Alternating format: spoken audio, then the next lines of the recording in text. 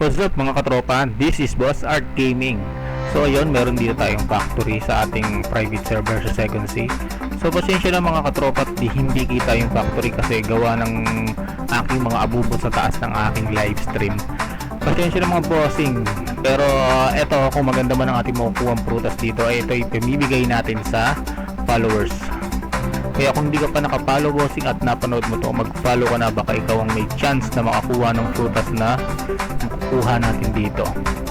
Pero kung hindi man ito maganda bossing, kung hindi man maganda yung prutas na ibibigay sa atin ng factory or ni Black's Fruit, pwede nyo naman i-comment kung anong prutas ang gusto nyo. Ilagay nyo lang sa comment section ang inyong user ID at ang prutas na gusto mong mahingi. Baka meron akong stock at magbigyan kita. Kaya ano pang hinihintay nyo bossing katropa? Mag-like ka na, mag-follow ka na at mag-share.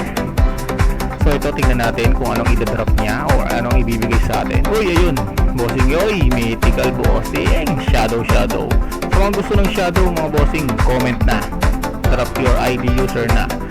Sa mga hindi naman, drop your fruits na gusto mo mga bossing kasama ng user ID mo. Maraming salamat.